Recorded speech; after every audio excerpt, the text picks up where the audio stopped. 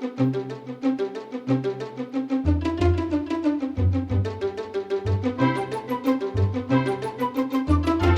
best laid schemes are mice and men, said poet Robert Burns, gang aft agley, which I think means they often go wrong.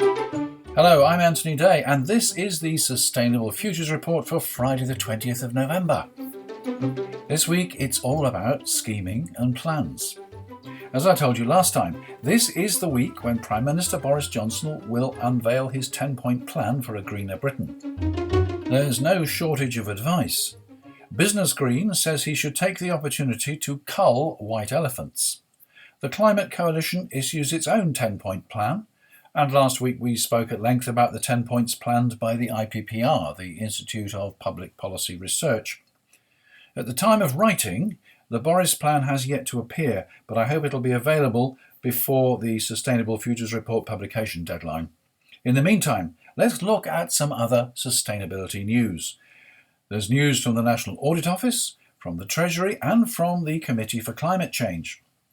The Climate and Ecology Emergency Bill makes its way through Parliament, hoping that it'll not be killed off by procedure, and the Dalai Lama, spiritual leader of Tibet, assures us that Buddha would be green. There's energy news. Well, there's always energy news. And as Hurricane Iota hits Nicaragua, there's more evidence of extreme weather. Could your dog be killing birds? Totally unintentionally and without even realising it. But recent research reveals concerning evidence. Bees are at risk too. First, while we wait for the PM's statement, let's talk about energy. As part of the statement, he's expected to announce a new nuclear power station at Sizewell in Suffolk, but a consortium including Rolls-Royce is promoting the idea of mini-nuclear stations called small modular reactors, or SMRs. 16 stations are proposed, and the initial cost is estimated at around £2.4 billion each, although this would fall below £2 billion as the number of units built increased. The project is presumably based on Rolls-Royce's experience in building small nuclear reactors for submarines, although these SMRs would be very much larger.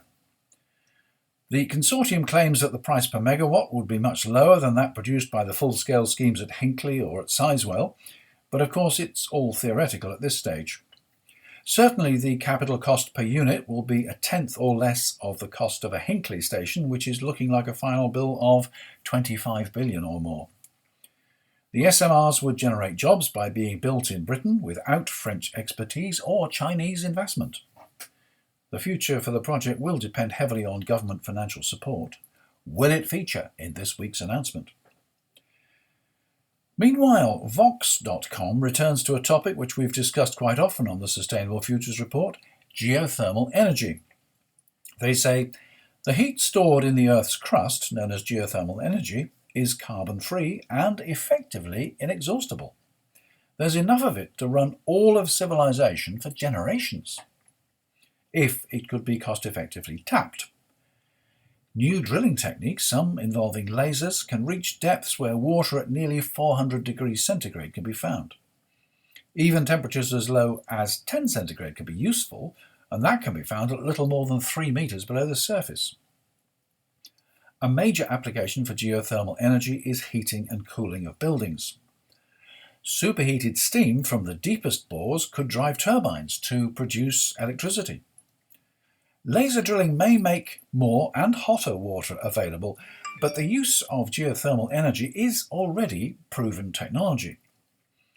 In Southampton, in the south of the UK, an area which is certainly not known as a volcanic hotspot, the Department of Energy carried out a feasibility study in the 1980s. They came to the conclusion that it was commercially unviable and should be abandoned. But the system was taken over by the local council.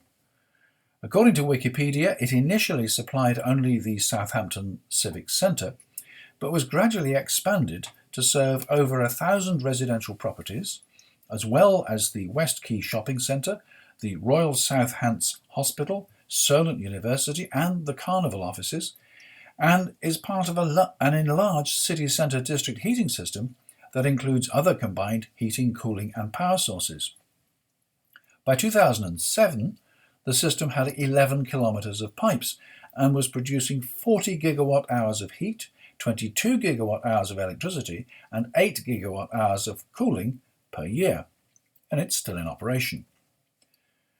Construction of a geothermal plant is very much simpler than building a nuclear power station.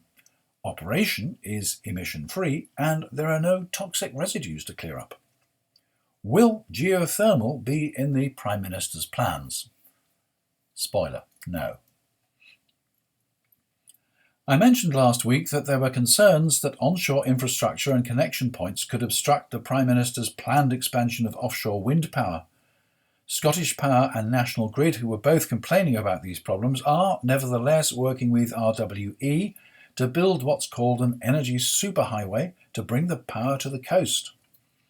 It will involve a 270-mile cable with a capacity of up to 4 gigawatts from hubs at Peterhead and Torness in Scotland down the east coast of England to Hawthorne Point and Selby.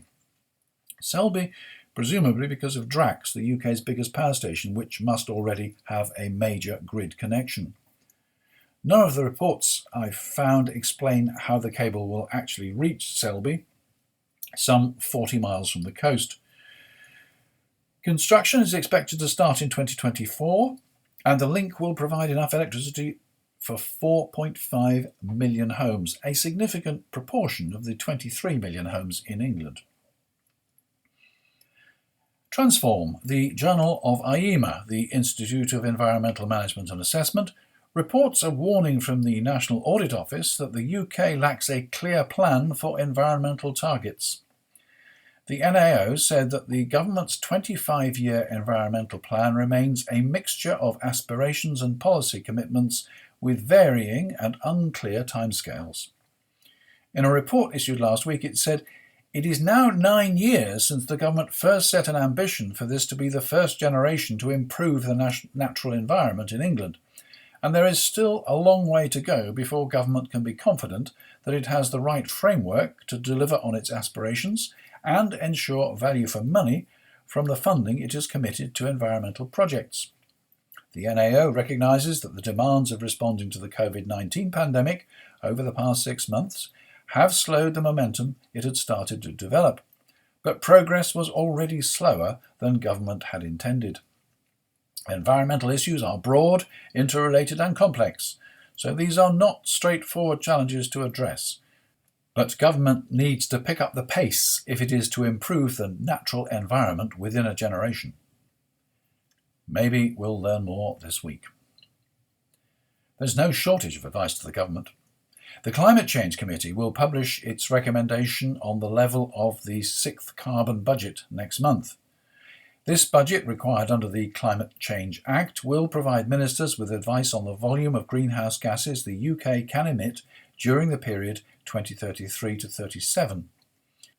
It will set the path to the UK's net zero emissions target in 2050 as the first carbon budget to be set into law following that commitment. The launch event will be live on YouTube on the 9th of December. Find the link on the blog. The Climate and Ecological Emergency Bill was published in the Commons earlier this month. The bill outlines a proposal for a temporary emergency citizens' assembly who could help to assist the government in determining which policies should be included in the emergency strategy. The emergency will be the consequences of global warming in excess of 1.5 degrees centigrade, and the urgency is the belief that net zero emissions by 2050 will be too little too late. The bill calls for the UK to make and enact a serious plan for the nation's entire carbon footprint to be taken into account in the UK and overseas, for the protection and conservation of nature here and overseas along supply chains, recognising the damage we cause through the goods we consume. The bill calls for no dependence on technology, no silver bullet, and ordinary people should have a real say on the way forward in a citizens' assembly. Much of this echoes the recommendations of the IPPR, which we studied last time. Caroline Lucas, the bill's primary sponsor in the House of Commons, said, "As hosts of the UN Climate Conference next year, the UK government has a critical opportunity to show the climate leadership it boasts of and to deliver a serious plan to tackle both the climate and nature emergencies. The CEE bill is the roadmap to do this. I'm delighted it has growing cross-party support, and I urge all MPs who recognise the urgency of the climate crisis and the need to make those far-reaching and unprecedented changes in our society to get behind this initiative so this vital bill becomes law. The cross-party support so far amounts to 77 MPs.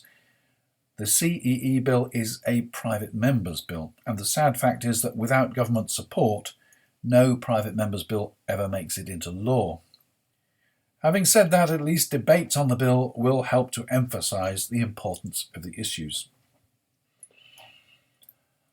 Business has a key role to play in a green industrial revolution, but while profit remains an overriding objective, there's little incentive to do anything which will cost money. On the other hand, if regulations are applied to all organisations equally, then all must act. Good news, therefore, to learn that Chancellor of the Exchequer Rishi Sunak recently announced that large UK companies in the private sector will all be forced to disclose their financial exposure to climate change by 2025. And adding advice spiritual to advice secular, the Dalai Lama says the Buddha would be green if he returned to Earth now. In an interview for Channel 4 News and The Guardian, he warned that global warming may reach such a level that rivers will dry, and that eventually Tibet will become like Afghanistan, with terrible consequences for at least 1 billion people, dependent on water from the plateau at the roof of the world. The big nations should pay more attention to ecology. I hope you see those big nations who spend a lot of money for weapons or war turn their resources to the preservation of the climate. The Dalai Lama says that if he joined a political party now, I would like to join the Green Party. Their idea is very good. Talking of the pandemic, he said, if there's a way to overcome coronavirus, then no need to worry. If there is no way to overcome, then it's no use to worry too much either.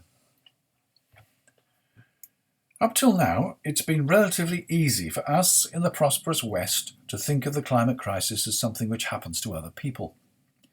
At least that's true for those of us who don't live in the path of the wildfires in Australia or the United States. The Independent newspaper, amongst many others, reports on the progress of Hurricane Iota, which is laying waste to Nicaragua. This follows closely after Hurricane Eta, which caused widespread flooding and damage to that country and its neighbours only 2 weeks ago. For the moment, we are safe.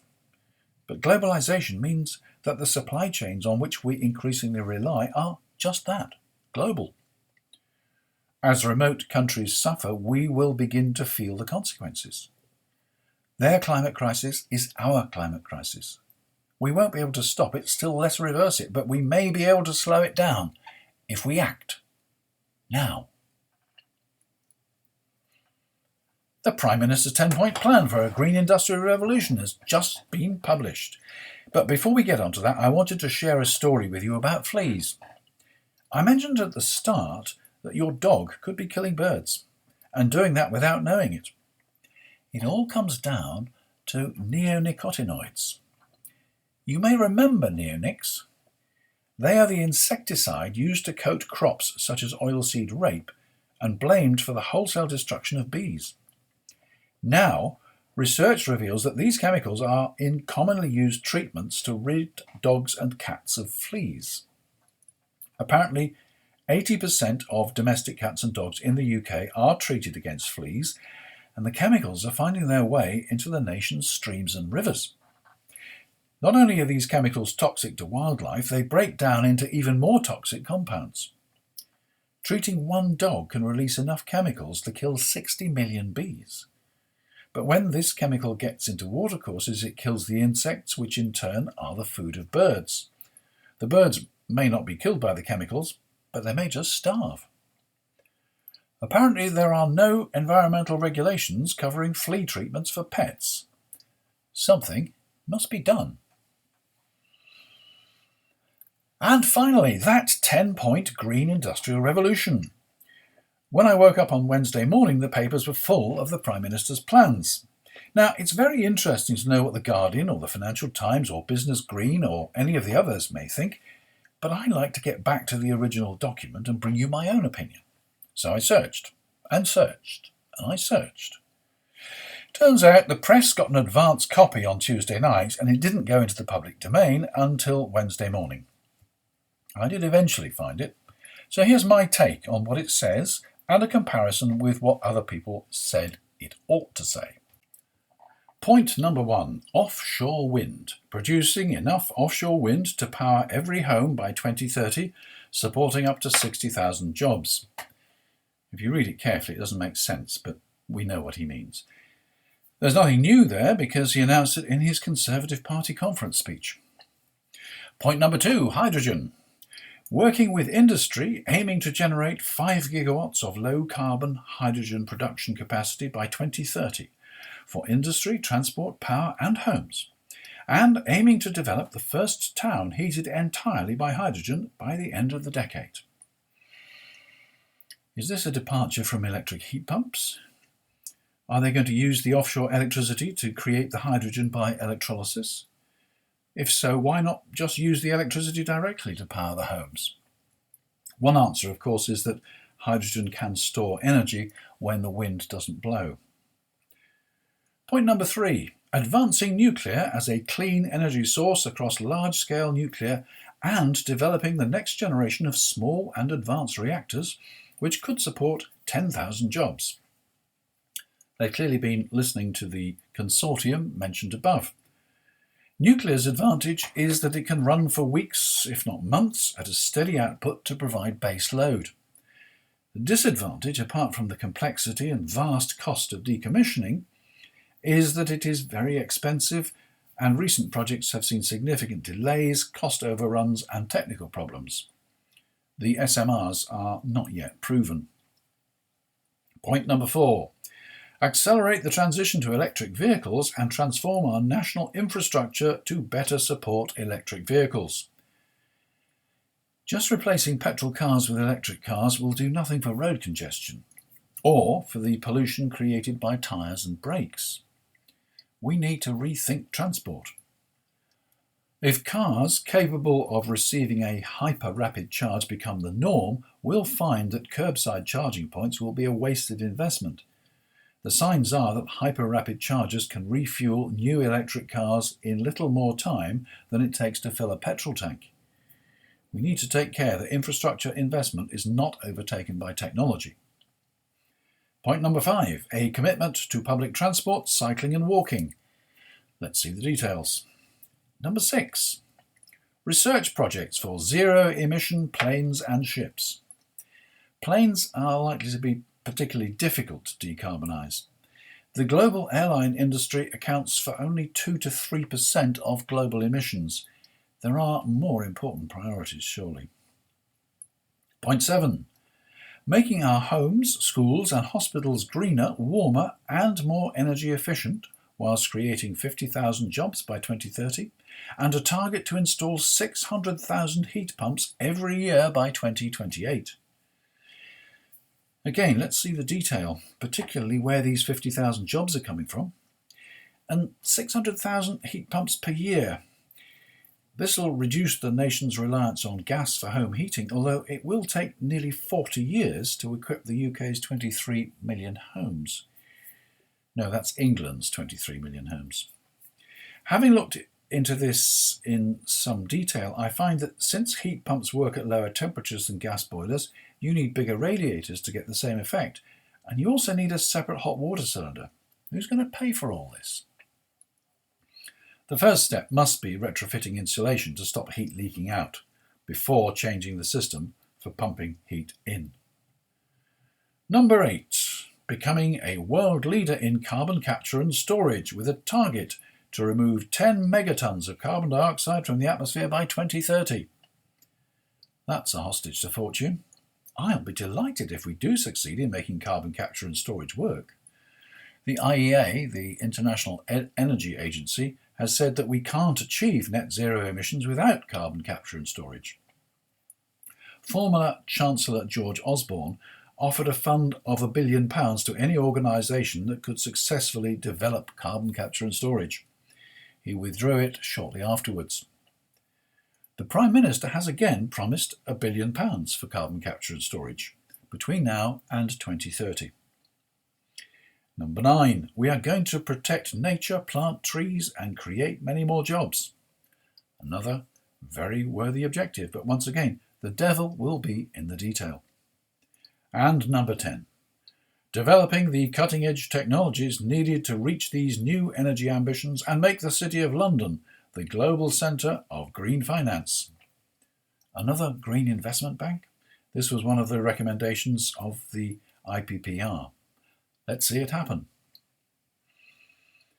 The Climate Coalition and business leaders have called for an improved NDC, that's the Nationally Determined Contribution, our target under the Paris Agreement. There was nothing specific about that, although in closing, the Prime Minister announced further plans to reduce emissions whilst creating jobs to follow over the next year in the run-up to the International COP26 Climate Summit in Glasgow next November. Green homes, renewable energy, nature protection, zero carbon transport and green investment were all on the Climate Coalition's shopping list and all were addressed by the Prime Minister's statement.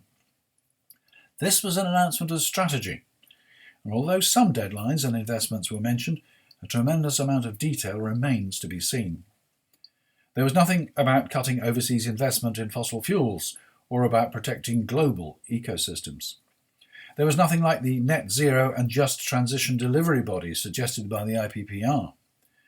Unsurprisingly, there was no mention of a citizens' assembly, as called for by Extinction Rebellion and others, to advise the government on reaching net zero.